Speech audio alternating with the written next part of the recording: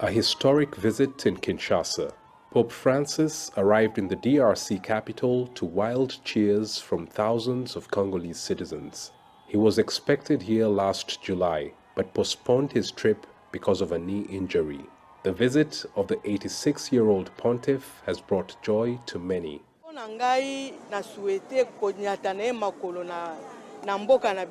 I'm very happy that the Pope has stepped on Congolese soil. I believe his visit will deliver us from all the hardships and difficulties that we have been facing for a long time. We are very excited that the Pope has visited our country. The last Pope who visited us was John Paul II. He came when our country was known as Zaire. That was during the tenure of President Mobutu. We are happy that the current Pope has come during the term of President Tshisekedi.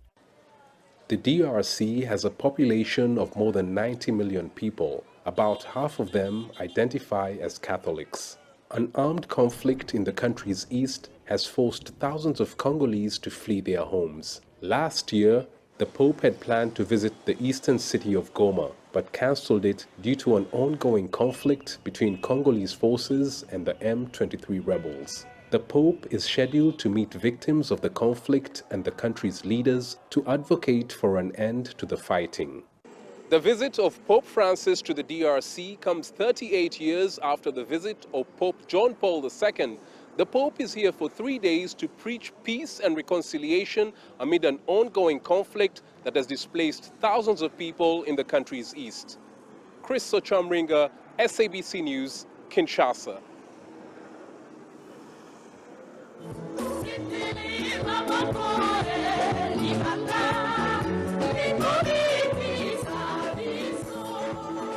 We're bringing you live visuals coming out of Kinshasa, day 2 of the papal visit to the Democratic Republic of Congo as we await an official program there. Thousands, tens of thousands of Congolese coming out to observe this time that the Pope Francis will be at the 40th international journey of his papacy, and this time going to the DRC.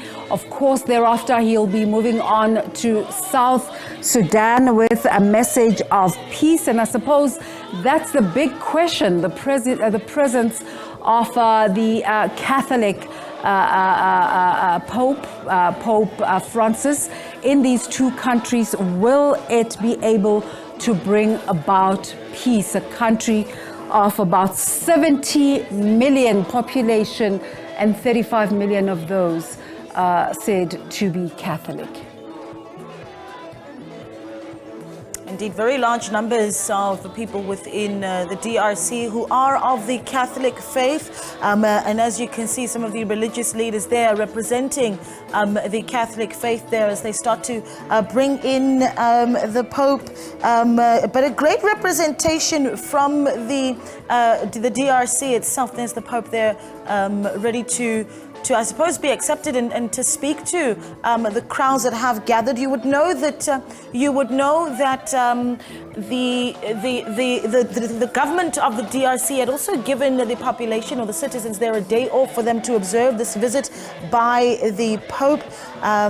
You've got Cardinal Fridolin Ambango Besungu, who is one of the cardinals, certainly, of the Catholic faith, but representing the DRC, very much a part of this procession. But over the last few days, though, that there has been great excitement about this. You've already started to see the Pope speak out quite emphatically about the political and security situation and crises that you have seen in the DRC for many years.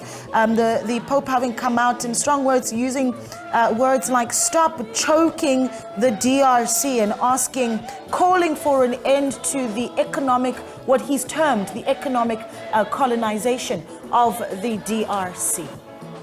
Of course, we know the DRC going to elections in December this year. Again, as Naledi said, the Pope just making commentary on the political situation and asking, or rather making a call for a free, transparent and credible election when the country goes to elections in December.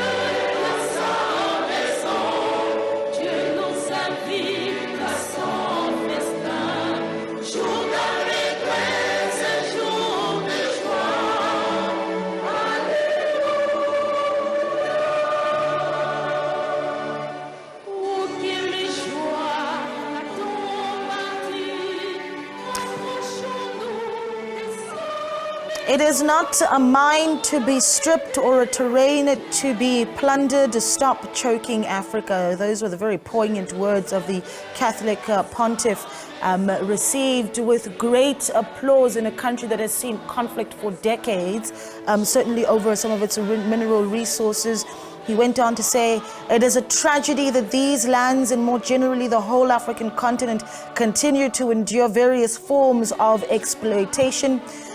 The Pope going on to say, may violence and hatred no longer find room in the hearts or on the lips of anyone, since these are inhuman and unchristian sentiments that arrest development and bring us back to a gloomy past. As we bring you these live images from Kinshasa, that's the Pope there, and thousands of citizens from the Democratic Republic of Congo have gathered to see him. We're taking your tweets at the agenda_SABC about what you make of this particular visit of the Pope to the Democratic Republic of Congo.